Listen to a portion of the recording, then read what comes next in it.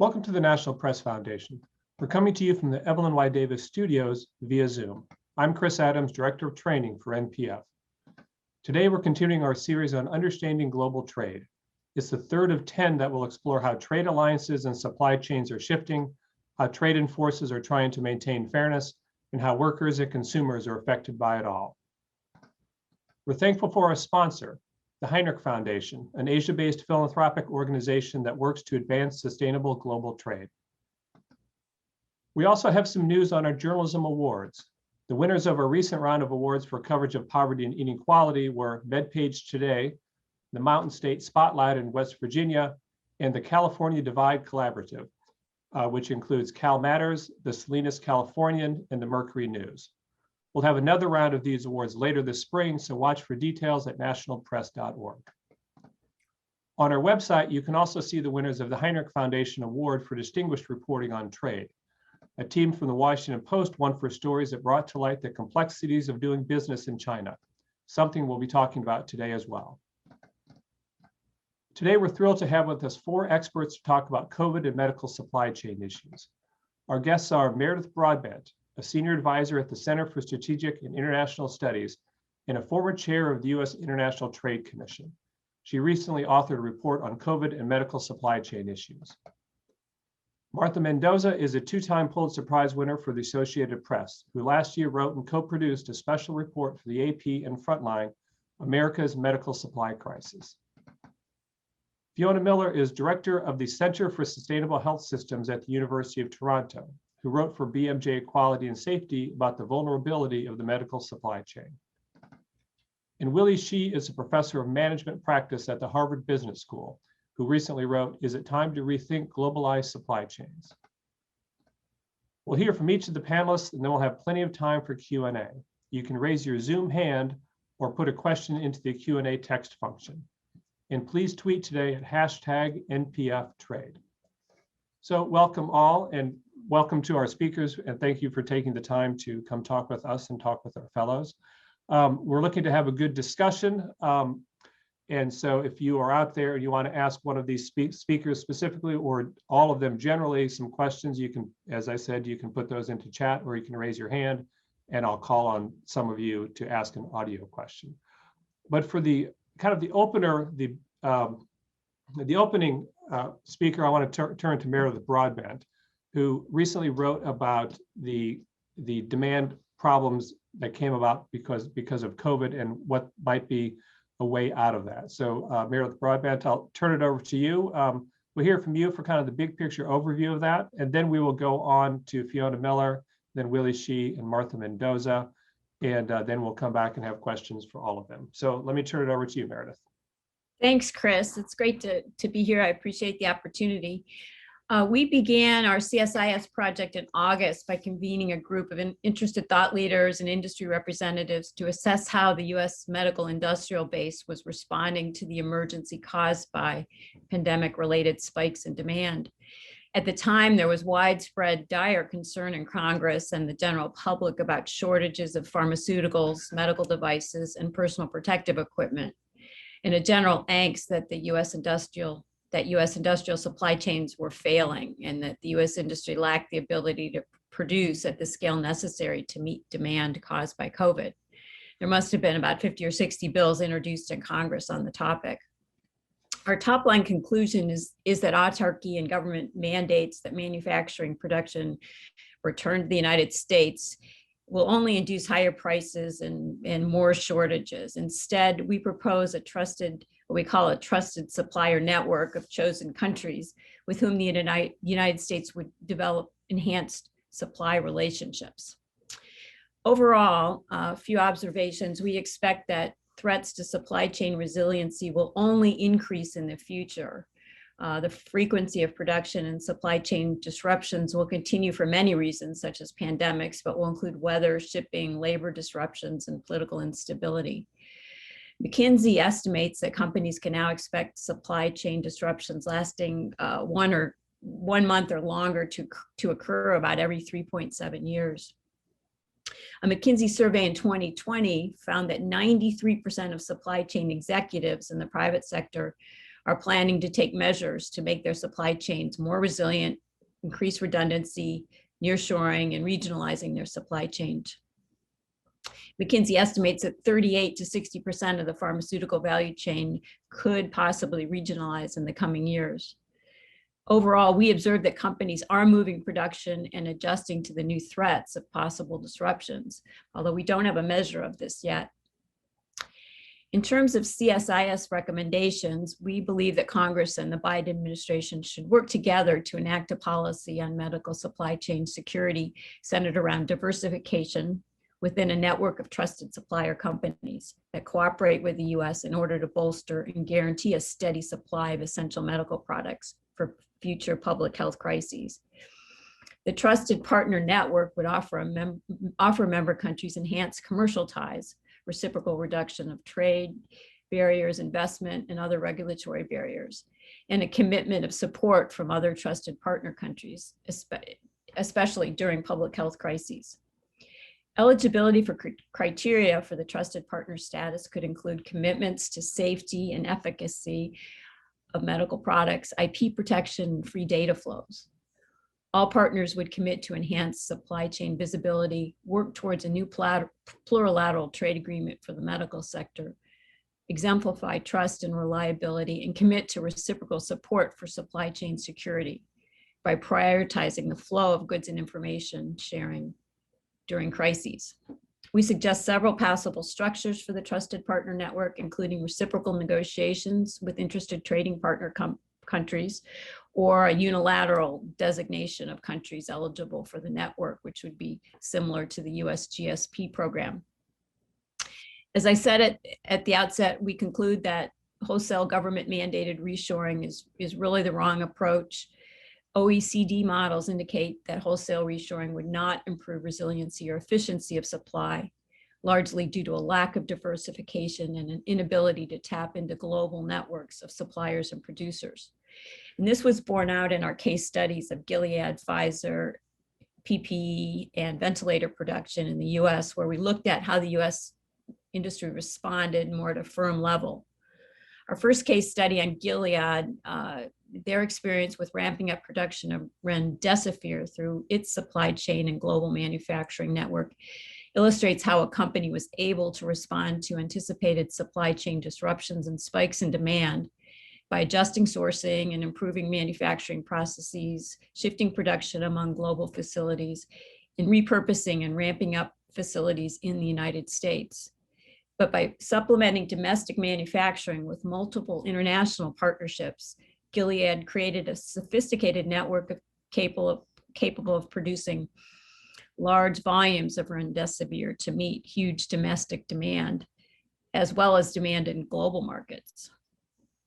Similarly, Pfizer's success with a COVID-19 vaccine was defined by its ability to mobilize global research, its large manufacturing footprint, and its international network, which included an essential scientific and commercial collaborator, BioNTech, in Europe.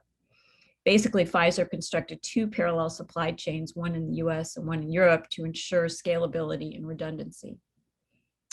In contrast, the story for the National Strategic Stockpile for PPE was not as positive. It was depleted early on in the pandemic, and shortages of mask, gowns, and gloves became apparent and painful. Supply chains for certain PPE were strained due to the overwhelming size of demand spikes and insufficient production in the Western Hemisphere. Looking at ventilators, on the other hand, despite delays, global supply lines for ventilators did remain intact.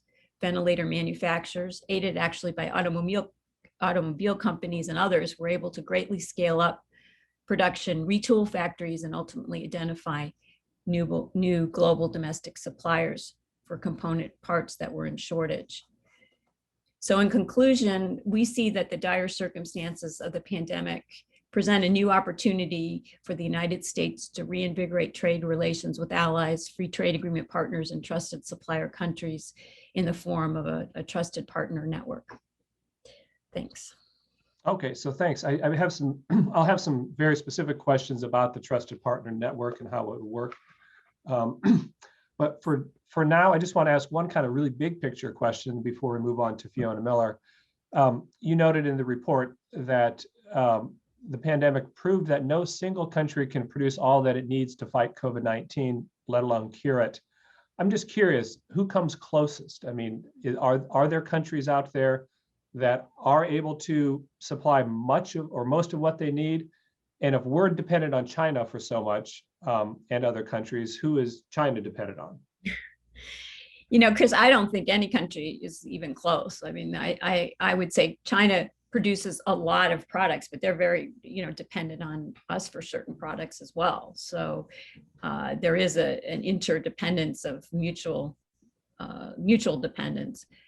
And I think overall, our report talks about kind of taking a strategic approach, having the White House have a task force to pick the particular products that they view as most essential to health security, and then to figure out where those products are made, who is it a trusted partner that might be making them, or is it a country that we might have more friction with, and differentiating in that way. But I just don't think I wouldn't say China is self-sufficient. Haven't looked at China in particular, but I would be very surprised if that was true.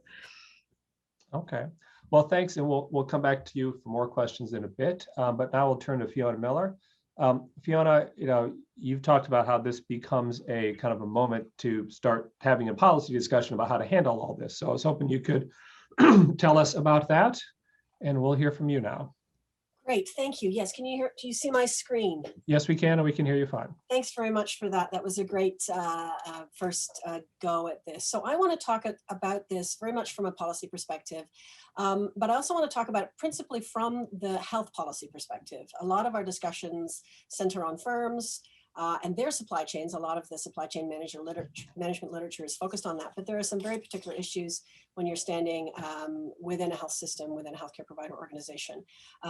But the most of what I really want to say here is that we're dealing with a very old problem that's been made, that's been called attention to. COVID-19 has made it very difficult for us to ignore longstanding problems and has made some of them more acute, certainly.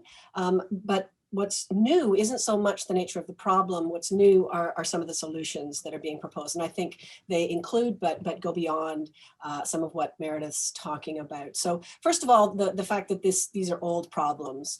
And I don't want to talk about this in great detail. My colleagues can do this, but just to sort of identify the two key ways in which, from a health systems perspective, critical supplies may be unavailable. And this can occur in healthcare and beyond healthcare. The products may not be made. In healthcare, some of the key examples of that would be when Puerto Rico faced significant hurricanes in 2017. And Baxter's plants making sterile saline became critically unavailable in the US. But there had been chronic shortages prior to that. And that's when you have concentrated manufacturing in one place. You may have limited numbers of manufacturers. So when one goes down or one goes out of business, you have a critical shortage. So that's what's happened with propofol about 10 years ago, which is a critical input into anesthetic practices. Or you may have a lack of the inputs. The manufacturing may be there, but we may not have what we need to actually make the final product. So we've seen that a lot in the COVID-19 era, particularly with polypropylene, melt-blown, non-woven variety, which is needed for masks and respirators. You don't have that material. You don't even have the machines to make that material. So these can all mean that the products can't be made in sufficient supply. But beyond that, it's risks to them becoming available where they're needed. So they may exist, but they don't move. And a key issue that we've seen during the COVID-19 era, but also before it, are restrictions on mobility. So certainly export bans, authorizations being required, commercial flights going down, or the challenge of global freight. Very important area or issue in healthcare, which is a regulated health sector, importantly, is when the products don't meet regulatory specifications, that they exist, but they still can't be used, or there may not be the regulatory infrastructure to actually certify, test, and assure their safety and efficacy. Or it can really be that the buyer is not looking at the supply chain, is not looking at the availability with a sufficiently long-term view. So all of these are issues that have happened in healthcare and beyond. We've seen them in the COVID era, but we've seen them otherwise. So my point being, yes, COVID-19 made these kinds of longstanding problems more acute, because in addition to supply challenges, we had, as Meredith pointed out, a massive acceleration in demand. But the shortages that are listed on the FDA's website, the CARES Act gave us insight for the first time into shortages on the device side, certainly related to public health supplies related to the pandemic. And so there are listed shortages for ventilators, for some of the personal protective equipment, and also for testing supplies. But the long-standing visibility we've had into drug shortages shows that there's about 145 drugs listed, 20 or 30 of which are resolved. So well over 100 drugs that are in short supply in the US today.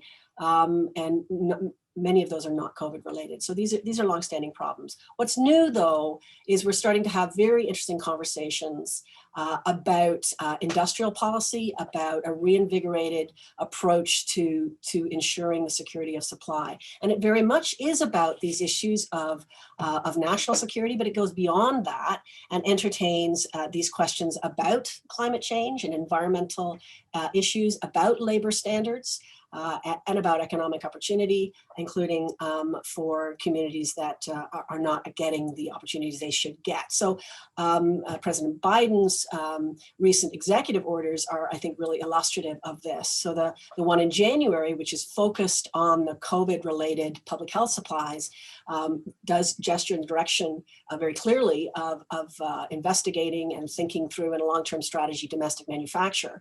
The more recent one that's more expansive in many, many ways, because it goes across 6 sectors. It has a short-term 100-day focus narrowly on things like rare earths, and semiconductors, and also active pharmaceutical ingredients, but it has a long-term strategic imperative that goes across 6 sectors. So agriculture and food, information communication technologies, transportation, energy, and also medical. And here the issue is security, national security, but also being cognizant of the climate crisis, and that's going to disrupt supply, and thinking about the challenge of forced labor.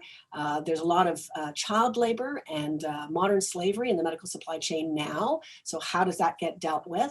And thinking about opportunity to strengthen domestic manufacturing and also provide access to communities that have been left behind to economic opportunity. So there's a lot of policy goals that are being identified here. And none of this is about autarky. This isn't one extreme or the other. This isn't sort of wide open borders, which really don't exist,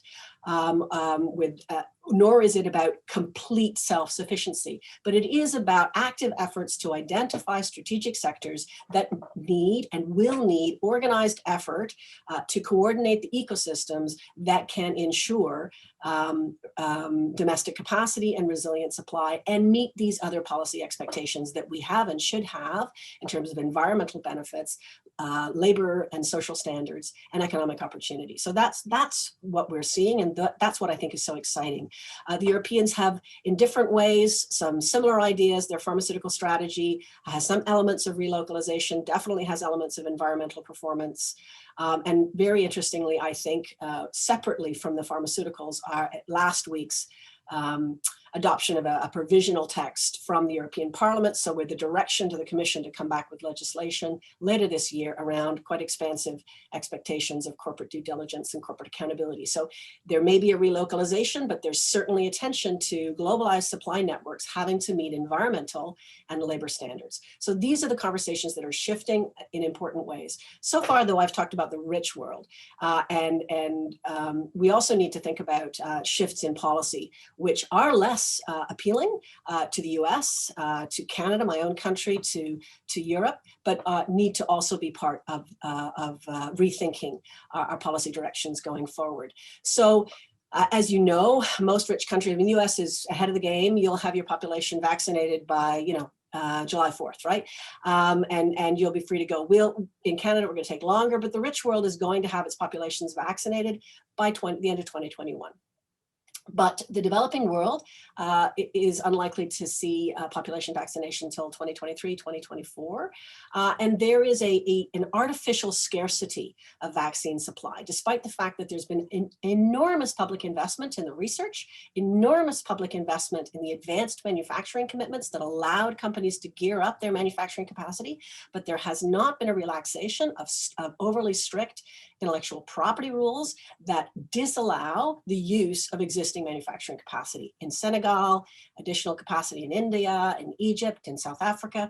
So South Africa and India have led the charge at the World Trade Organization back in October and continuing, and the WTO is sort of at a stalemate in what to do with it. And this is a call for a significant waiver, temporary waiver, on COVID-related products, tests, vaccines, treatments, for a waiver on IP rights, both patents, and it goes beyond patents to these cell lines and knowledge, tacit knowledge, that would have to be reverse engineered in order for the capacity that exists in Senegal, for example, to start to manufacture their own vaccines. But the argument here is we can't just rely on donating money. The COVAX machine, which is intended to supply the global south, depends largely on the donations of funds and the donations of doses, but we actually need to ensure domestic manufacturing capacity so that there can be trusted networks of capacity and supply in the developing world. And I'll leave it at that. Okay, so we'll come back to some more questions for you after we hear the next two speakers, but next I want to go to Willy Shih, who is at the Harvard Business School and who has done some work on medical supply chain issues, but is looking more broadly at other supply chain issues and how things have changed in the last year. So I was hoping you could address that now, Willy. Yes, thanks, Chris. And what I wanted to do is just, I was trying to come up with like one or two pictures that would really describe kind of the fix that we find ourselves globally in a lot of supply chains around the world. And what I did is I drew this kind of generic supply chain, which starts all the way from raw materials, which come to a factory. Now, maybe it's a formulator for a pharmaceutical ingredient, or it may be somebody who makes ventilators, and maybe somebody who makes something else. Okay, and then you find links, of global links these days, especially for things like pharmaceuticals and pharmaceutical ingredients, medical devices, a whole host of devices to distribution, ultimately going to the point of consumption. And what you find in the structure of all these supply chains is a tiering. I describe it as a tiering where I might have a prime assembler. You know, I might have as my first tier supplier, who will in turn rely on a second tier to provide components or subassemblies or what have you. And each one of those will then rely on people further down in the tier. Why do we have a structure like that today? It's because of specialization. It's because technology is so complex these days that we need specialists who are going to make one component or another.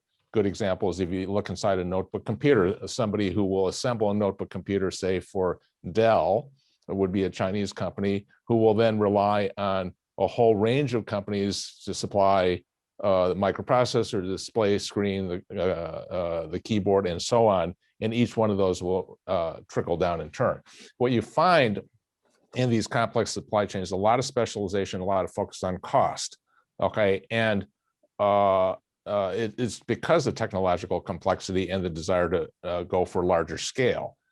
Now, when people started deploying these global supply chains over the last 30 years, but really the offshoring movement really got going in the early 2000s with China's accession to the WTO. And, you know, for example, like in garment manufacture and PPE, a lot of that was also the ending of the multi-fiber agreement. Okay, so those things all forced everybody to go look for lower cost.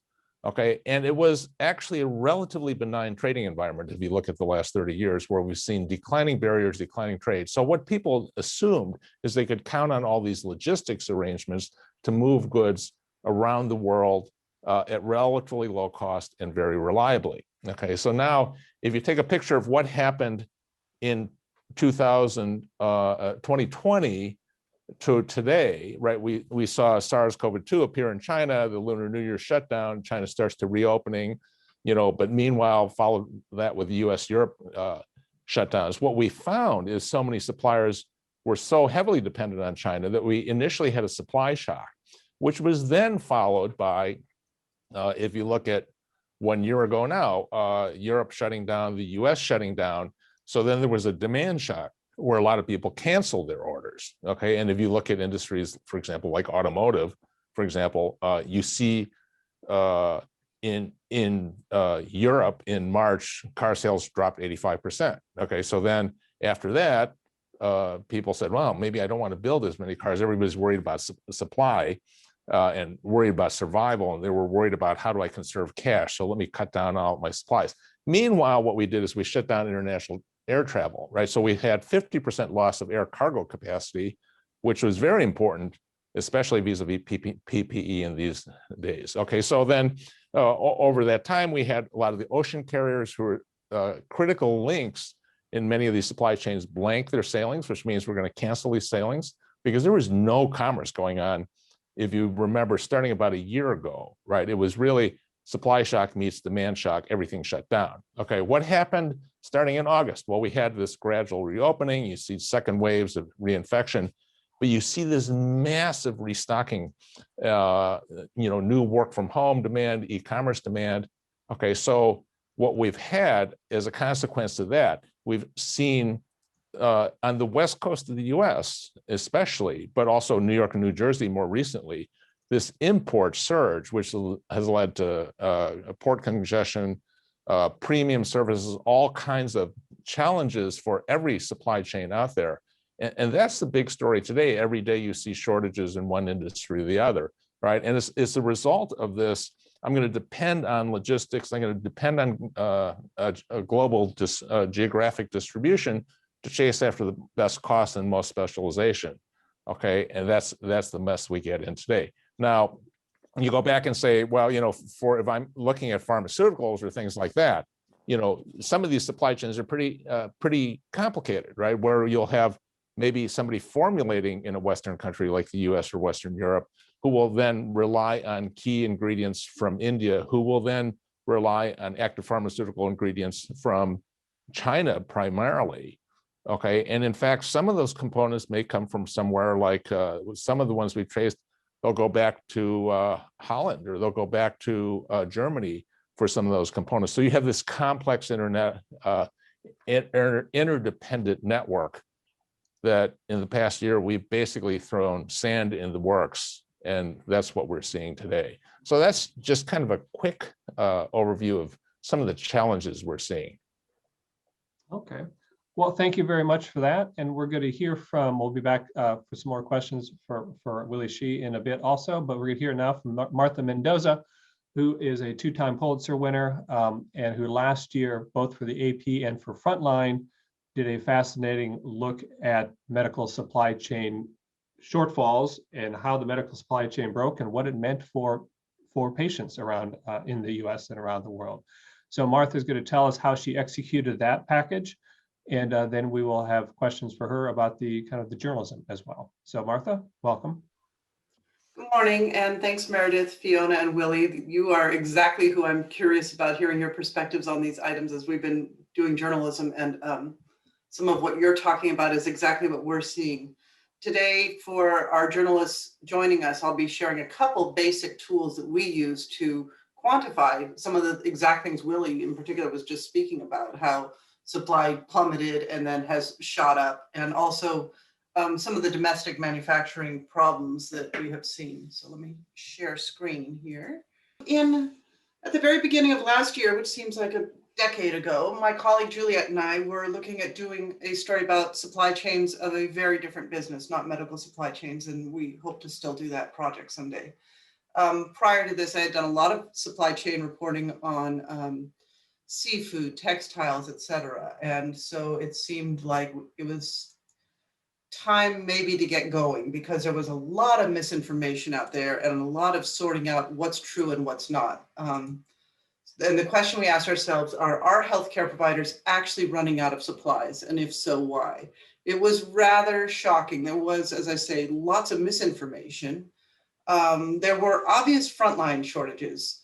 And we, as journalists, had a big challenge, which is typically we would just go to the hospitals and knock on the door and ask, do you have shortages? But because we ourselves were sheltering in place and facing travel bans, we had to use other tools and tricks to get there. And then in telling our stories, we didn't want to write anything about medical supply chains. We wanted to write about the people impacted by this. Cases just kept going up. We all learned to study these dashboards, but in the halls of hospitals, nurses were being handed hefty bags and being told to sew bandanas around their faces. We started with the Federal Procurement Data System. If you haven't looked at this data, I recommend you do. It's fpds.gov. And this is where government spending can be tracked. And so we began looking at the COVID-19 spending. What were they buying? And what we found is that they were not buying masks, swabs, syringes, needles. There's no spending going out on this. There was no increase. And this was in March, April. The federal government simply wasn't buying this stuff when other countries were. Gloves, gowns, it just wasn't there.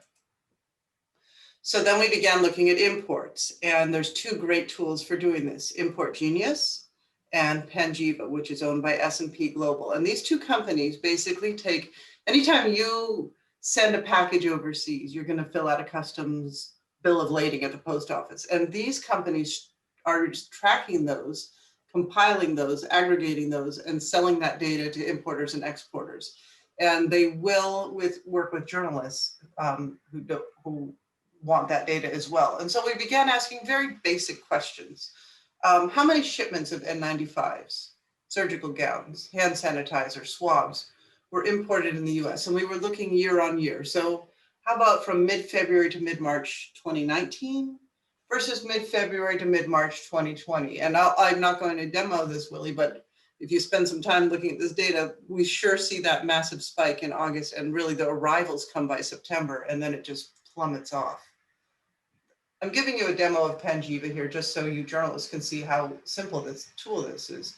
You type in the name of the item you're interested in, and it's what country it's going to, the United States, and you're looking for import records. You punch in your dates, and then you get your number of shipments. The volume is actually the shipping containers, and you can see what countries are coming from over time. And even better, it tells you where the goods are shipped to, what company bought them, and often what brand is on them. So this can be a really helpful tool for journalists. With the N95s, we could see that, for example, in March 2019, there were 13 shipments or 24 shipping containers that arrived at US ports.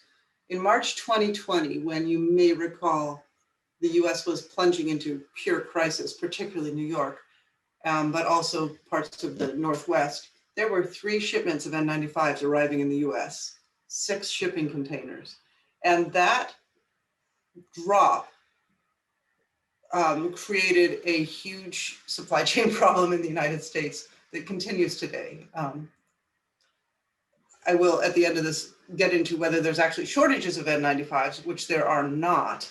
There's a glut of N95s in this country right now. But the next question that came along for us, because then we tracked N95s as they began arriving at US shores, and how much of these were counterfeits. Today, the estimate is 60% of masks are counterfeit, and that's not just N95s, it's also the surgical ones. So we were studying the counterfeit warnings on the CDC, and we were studying the arrivals of masks.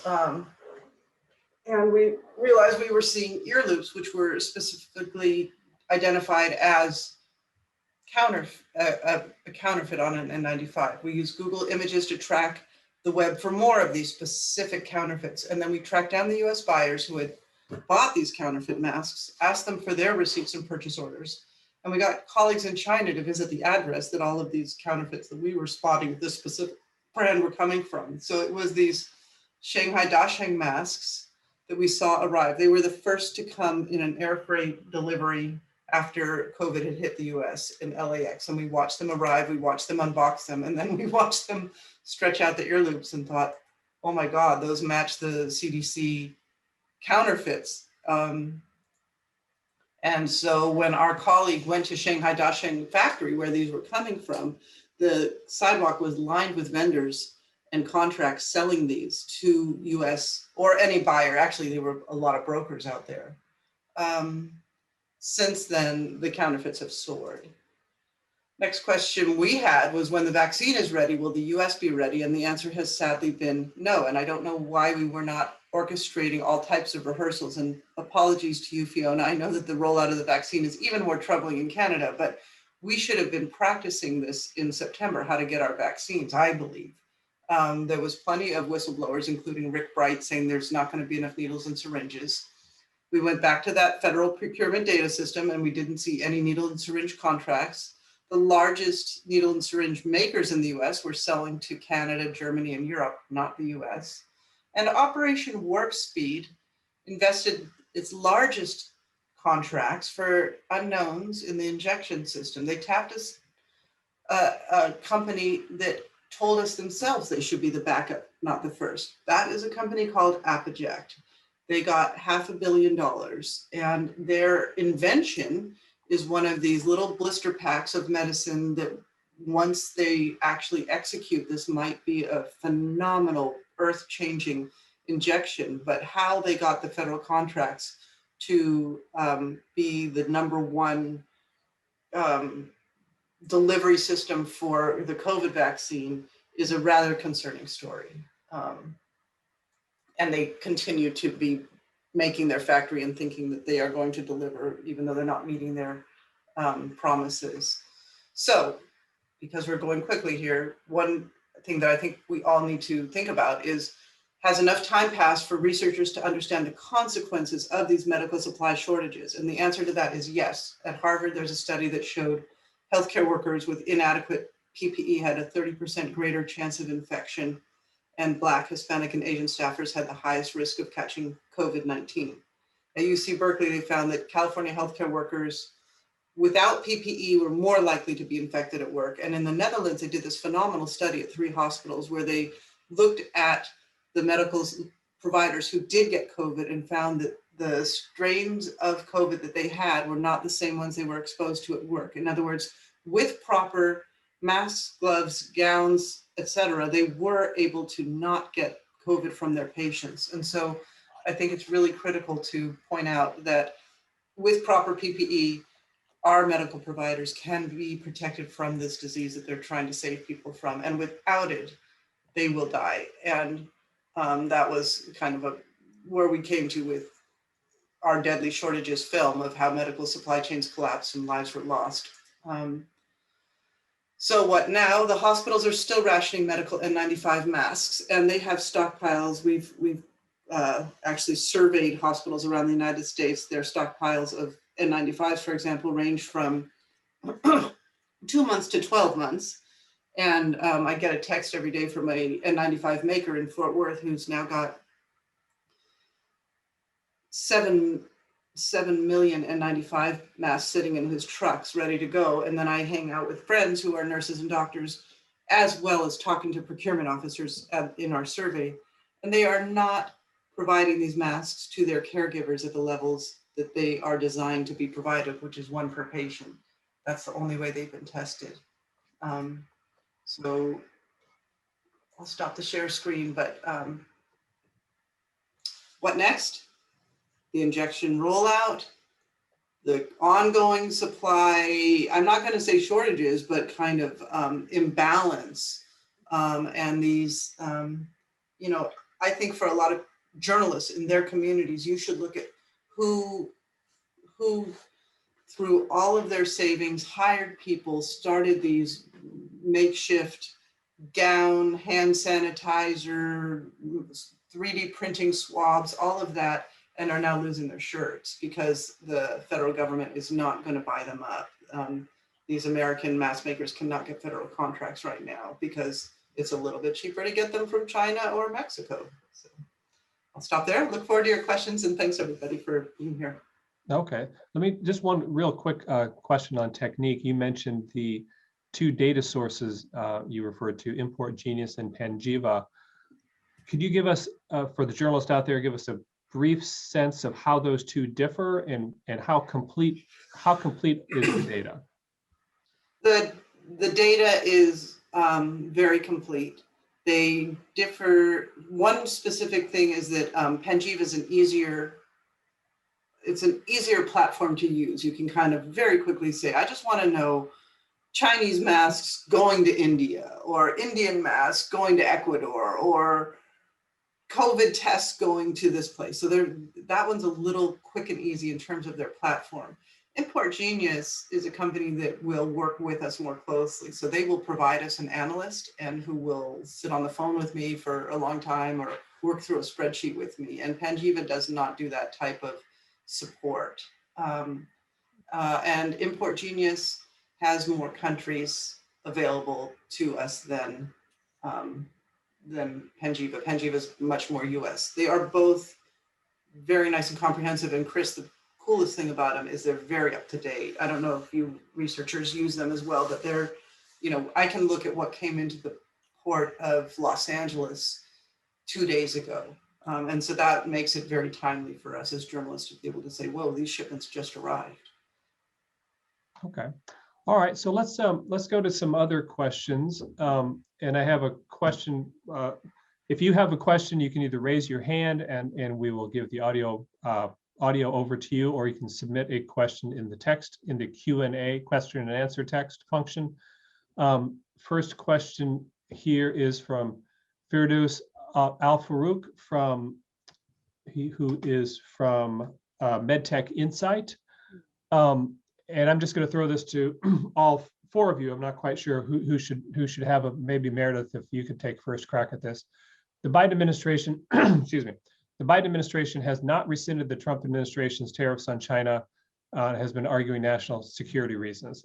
Is the US basically using tariffs as a form of sanctions for China's human rights violations and national security threats?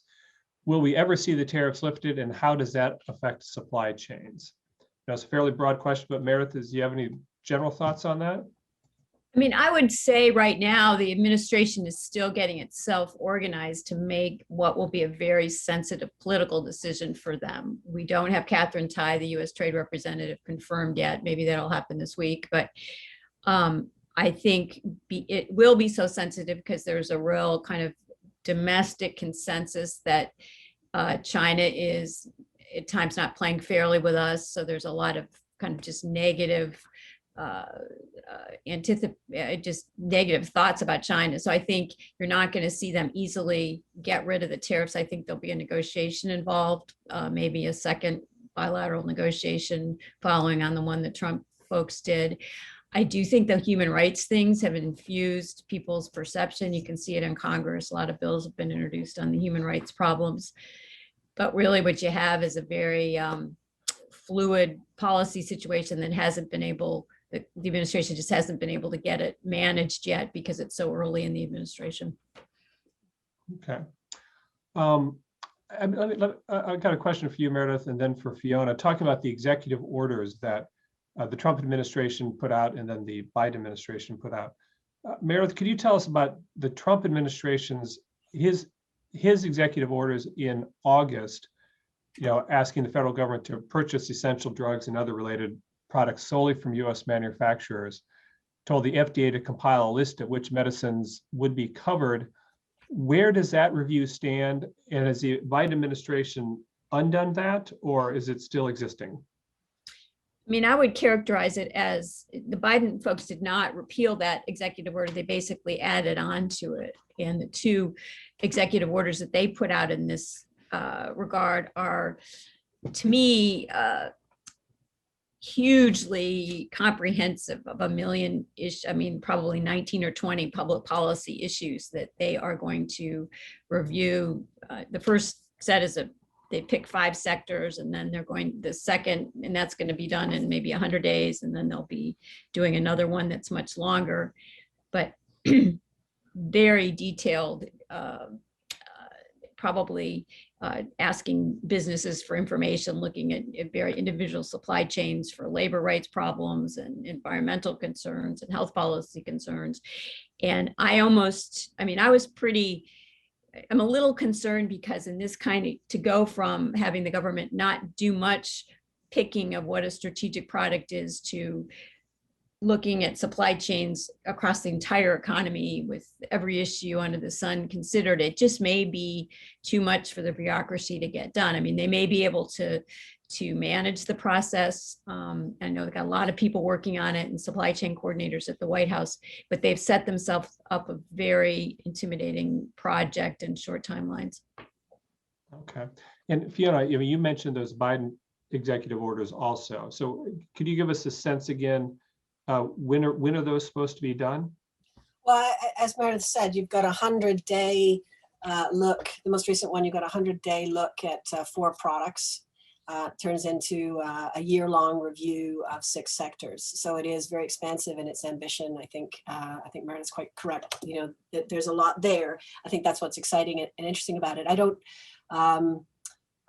think they can resolve it in that time frame, but both of the Biden executive orders point towards the need for long-term, consistent, strategic reviews and re-reviews. So this is about resilient strategy that is ongoing and not a one-time kick at the can. So I don't think this is going to be done and dusted in the next sort of year and a half, obviously.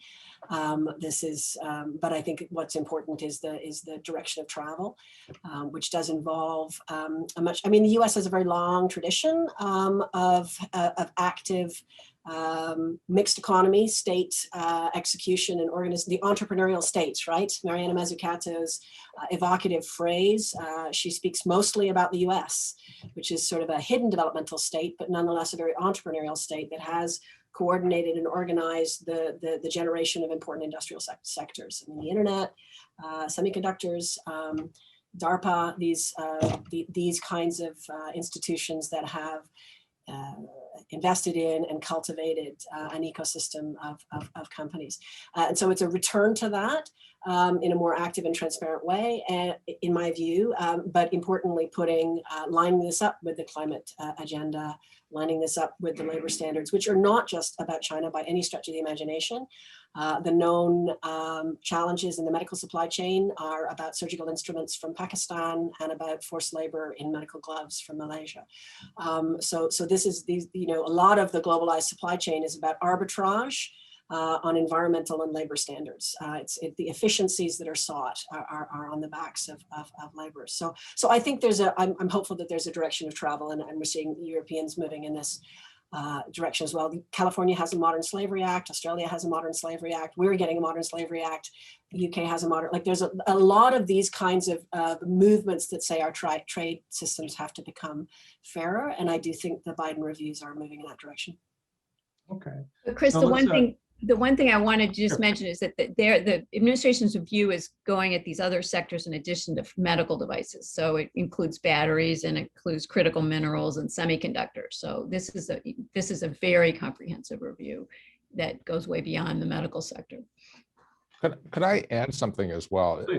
I think there's a general lack of understanding of the complexity and the interdependency of these supply chains. So for example, we still do manufacture some semiconductors in the United States. So for example, Intel, of course, but also Samsung has a semiconductor fab, and NXP makes a lot of automotive parts in Austin, Texas, and in Arizona. But all of those parts, the raw wafers, go to Malaysia, Vietnam, or China for testing and packaging before they come back, right? And people don't understand that. Same thing with critical minerals like rare earths. We have a mine that is reopened in Mountain Pass, California, okay, but the ore has to go to China for processing before it comes back, okay? And oftentimes it comes back fabricated into neodymium magnets or so on. But one of the things I think you will find, especially if you probe congressional staffs and offices in Washington, is there is a general lack of understanding of the detail about how these things are actually structured. Okay. So let me see, we have a question here. I'm going to hand the microphone over to Bob Rohr, a freelance journalist. Jeff, you can give Bob the microphone. Bob, can you hear me? Yeah, I can hear you. Can you hear me? Yep, go ahead. Okay, great. I have two questions for everyone. Most of the shortage in the productions and supply chains issues are, most of those products are single-use throwaways, things like that. Are we seeing any change in thought to returning to things which can be recycled and reused, cleaned? We've seen some people doing this as an emergency basis, but are we thinking more long-term about the entire life cycle cost of these throwaway items and switching to more sustainable things? That's question number one. Fiona, is that something you want to tackle? Sure. I mean, yes, I do think that there's, I mean, the CDC put out, this is partially what Martha's talking about, guidance for emergency use that allowed people to reuse these things for multiple patients, keep the PPE on for a shift. So those are not the kinds of reuses that we want to see going forward, but certainly we've seen a lot of innovation and exploration of the question of masks or processes for sterilizing them, products that can be repurposed. So I think these are some of the productive conversations that have been created by this, because the mountains of waste that are piling up in hospitals from the enormous increased use of PPE are really quite shocking and unpleasant for most involved, and very little of this really can't be recycled. So there's also explorations, not that recycling is your primary go-to for this kind of thing. Recycling sort of at the bottom of the hierarchy of things you want to do from an environmental perspective, but nonetheless, there's exploration of, are there ways to recycle these products, and are there ways to make reusables? And as you know, we've seen a major trajectory in medicine towards single-use devices, single-use products. And so I do think this is part of the push, slow but steady push, hopefully, backwards to products that can be repurposed, remanufactured, and reused. Okay, Bob, you I said just you had wanted a to add second? that, yeah, in the UK, 80% of hospital gowns were laundered or fabric and are sent to laundry. And in the United States, it was the opposite. It was like 20% pre-COVID. And so very specifically, fabric hospital gowns are an item that can be sent to laundry. And some hospital systems under COVID are already doing that and have had to open massive laundromats just to deal with their gowns. Okay, the second question is, you talked about issues of some of the domestic suppliers who jumped in now have product and no one is buying them because they're a little bit more expensive. Could you talk a little bit about what groups like Civica RX and some of the others are doing in terms of assigning long-term, generally 5-year or more commitments to certain volumes with domestic suppliers, and how widespread is that?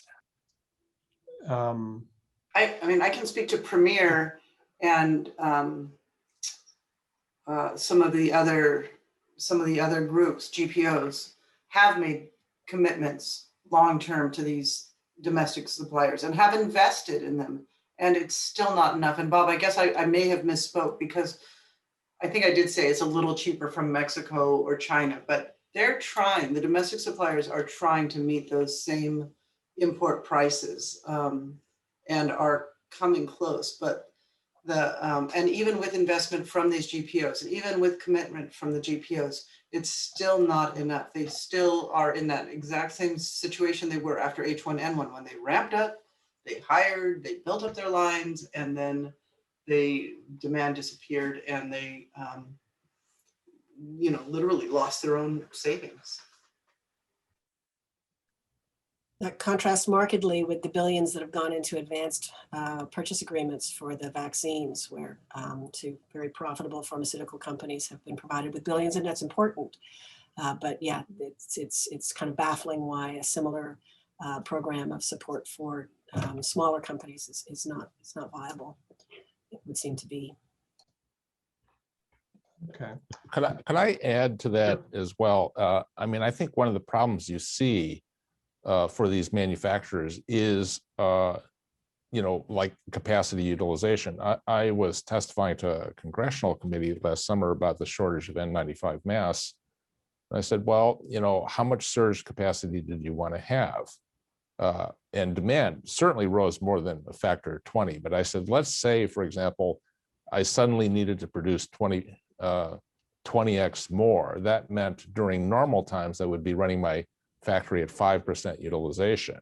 Okay, and Wall Street would be all over my case if I was running a factory at 5% utilization, right? So what domestic manufacturers, and I just talked to one of these companies that took their own capital and started making N95 masks. And what they need is they need stable demand, right? Stable demand over an extended period of time. The other interesting insight he gave me is they took close to 4 months to get NIOSH approval for their N95 mask.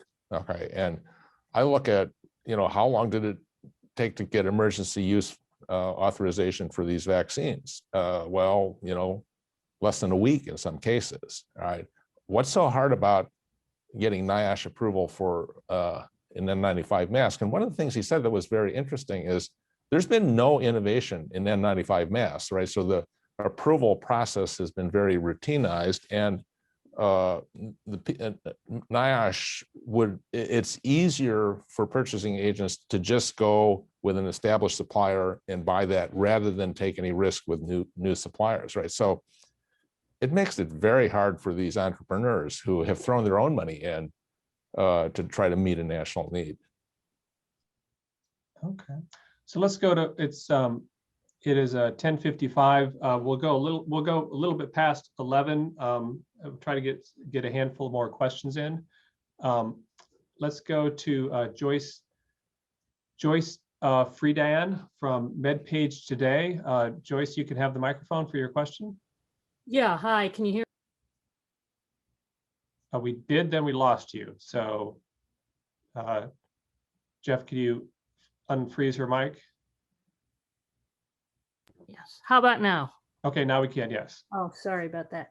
Yeah, I was wondering, Meredith and any of the other panelists, can you talk more about the necessity of having international partners in the supply chain? Because it seems like it could be difficult to convince the public and some members of Congress that we can't or shouldn't just rely on US suppliers, and people might be nervous that if there is a shortage, other countries will focus on supplying their own needs first. Well, I think you're right. There is a political issue there. I think realistically, so many, particularly in the pharmaceutical area, there is, so much complexity in how we are innovating on vaccines and so forth. It's very much a globalized international process that requires, as in the Pfizer case, required an international partner to actually get their vaccine up and running. So as Willie said, I mean, I don't think the complexity of what it takes to produce some of these products in a modern economy is fully appreciated. And I think part of this is going to be an educational process on the Hill. I think you see the Finance Committee having some hearings this week on all different issues related to supply chains, incentives that would allow companies to think about reshoring, but not be a stick to do it. I mean, I'm not sure what's in that hearing, but I think that'll be one of the things that's considered. And then they're going to have another hearing on human rights, I think, in supply chains. So we're, I think, at the tip of a lot of education that's going to be done before a policy can be written that would actually get to the goal of making the U.S. more secure. I don't think I have much to add to that other than to say that it's taken 20 odd years to get to the point we're in of these incredibly complicated multi-tier globalized supply networks that Willie described so well, moving one material from here for raw processing and back. It's going to take decades on some of these issues to reverse that. So I don't think there's another way around that. And you're not going to get, again, you're not going to get to autarky. I think it's about a more fair approach to trade, a more explicitly managed approach to trade. And I would hope that it's also will move away from what we're currently seeing, which is rich countries increasingly thinking about how they can become more secure, but holding on to institutions that are making the developing world insecure. So I think we need if we want free, WTO is a good example of the lack of freeness in our free trade agreements. But I think it's going to take a while. Joyce, you had a question to chat from Martha. Do you still want to ask that one? Yes. So Martha, it was a technical question just about, you mentioned the ear loops on one of the counterfeit products. And I was confused about that. Was there something about the ear loops that people knew was counterfeit? Almost all NIOSH approved N95 masks have a head loop instead, and it's a little bit more expensive to attach the straps because they need to be more secure, because that head loop is going to be a tighter fit. And so I actually have my box here of my N95s. When it's like this is a counterfeit, it says N95, but it's got this ear loop that you're not typically going to find an ear loop on any N95. And so that is a red flag. And I wanted to mention, I think we've all kind of breezed over that there's labor abuses in the Malaysian glove manufacturing and the Pakistani medical device, but I just want to take 30 seconds and explain what that means. Those are Malaysian glove factories. Making latex gloves is an environmentally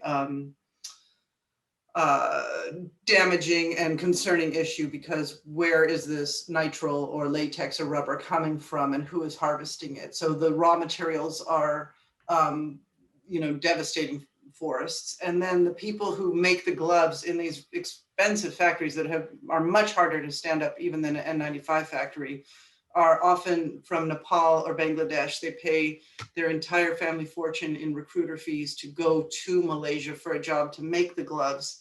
And they are locked in their dormitories. They've had massive COVID outbreaks. They get shipped home in coffins because they die on these jobs. The work is hot. They actually have major accidents at these factories with amputations of different parts of their bodies. And they are often not paid what they were promised to be paid. So I don't want to gloss over that. It's very grave. And here in the United States, we're just whipping these, gloves out of these boxes, snapping them on, everybody getting a vaccine all day long, and there's a cost to that. Thank you. All right, so we have time for just a couple more questions. I have a chat question here from Bob Ferrari, who is executive editor of Supply Chain Matters. With all these current insights on PPE and pharmacy supply network performance, how will this be inputted into Biden's strategic supply chain analysis effort? I guess my view is that the White House is studying everything that's out there to come up with solutions. So I would hope, we've done some meeting with them on our work, and I'm sure the other panelists have as well. So it will be fed in through the interagency process and the staff folks that are charged with writing this analysis and these reports. Is that what he meant? I think so, yes. Okay. Let me see. This is a question for Fiona. This is from Andrew Green, a freelancer in Germany and a former NPF fellow.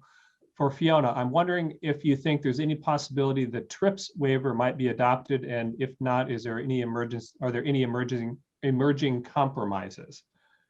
TRIPS waiver. Well, I think the TRIPS so waiver, sure which is what was pushed for by India and South Africa, it's signed on by 58, I think, countries at this point. So it's very much a developing world versus a rich world.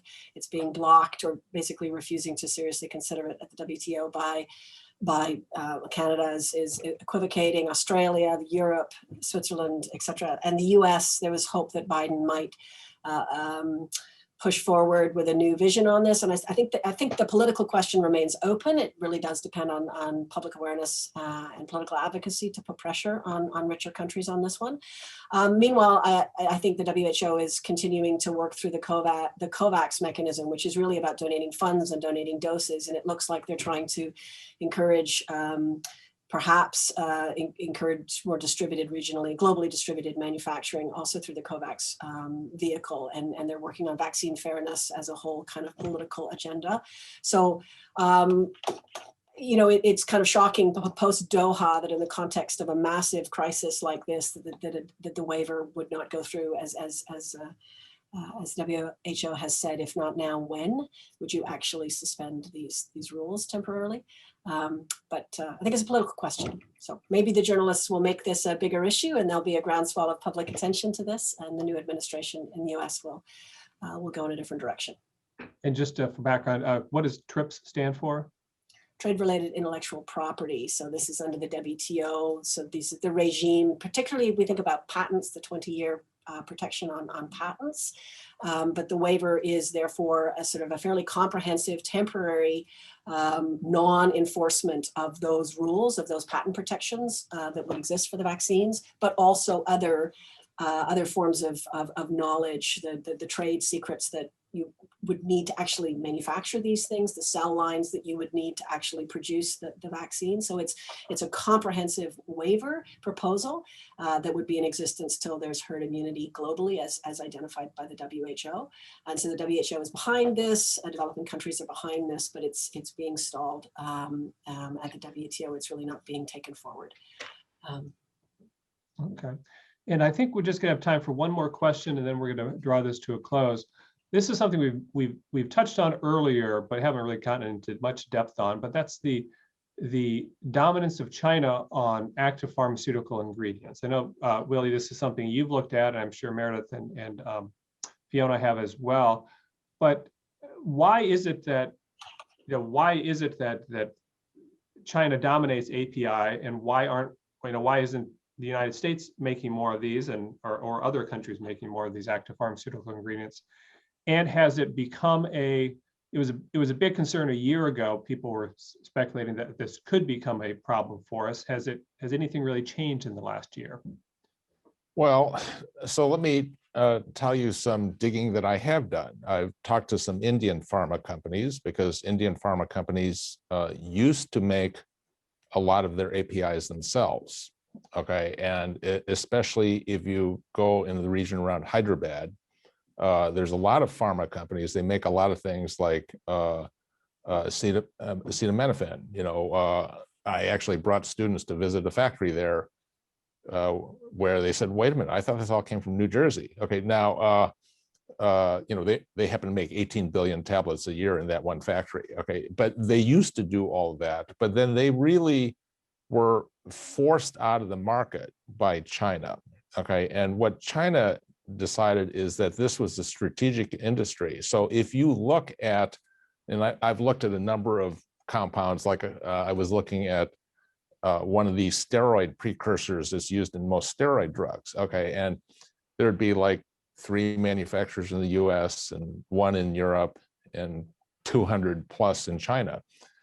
And when China decides that something is strategic, what happens is a lot of local governments get behind it, and they will subsidize extensively. And so what the Indian manufacturer told me is that they could not compete unless they sourced their APIs from Chinese manufacturers, because they were lower costs. Okay, and so now back in March 1 year ago, what happened is, especially when the Wuhan area shut down, there are a lot of API manufacturers there, and they had faced shortages for these APIs in India. That's when Modi banned the export of 22 key, you know, commodity generic pharmaceuticals out of India, right? So, you know, a lot of it gets down to kind of cutthroat competition in China among heavily subsidized firms who can therefore produce at lower cost.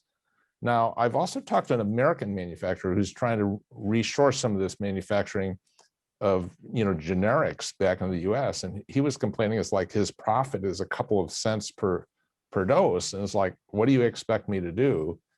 You know, especially with the pressure on healthcare costs, we're not willing to pay for the premium for kind of supply security, and that just goes down the whole chain, and then it becomes a race to the bottom.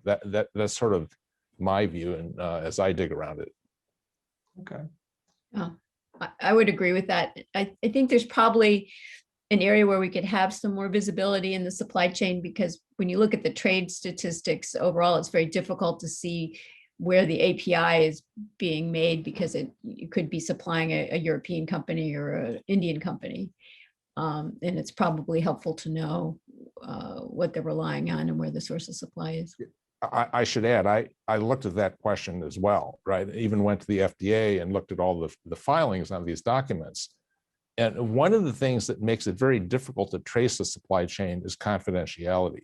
Okay, and I talked to one of the big pharma companies. Actually, it was a pharma conference on supply chain visibility, supply chain security.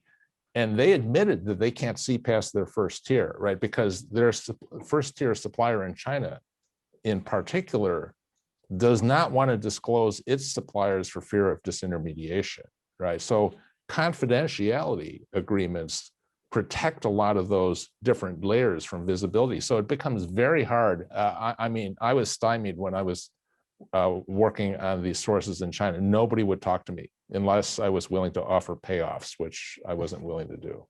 Okay. All right. And with that, I think we need to draw this to a close. I want to thank all 4 speakers, Meredith Broadbent, Fiona Miller, Martha Mendoza, and Willie Shih, for coming on and explaining the supply chain dynamics for us. Martha, I want to thank you. You're on the West Coast, so you got up very early to come on, so thank you. And for all of our viewers out there, we will have content and resources from this program, including links to all the reports that these speakers have been talking about or have contributed to, as well as data sources. And I'll add in those data sources that Martha was talking about specifically. We'll have all those on our website by the end of today or tomorrow. We will be continuing this series on global trade issues, so watch nationalpress.org so you can see what our next program will be in a couple of weeks. And with that, I want to thank the speakers again and thank all the viewers for coming on and for asking such good questions. And that's it for today, but we'll see you online soon. So thank you very much. Thanks, Chris. Nice to meet you all. All right. Thank you very much.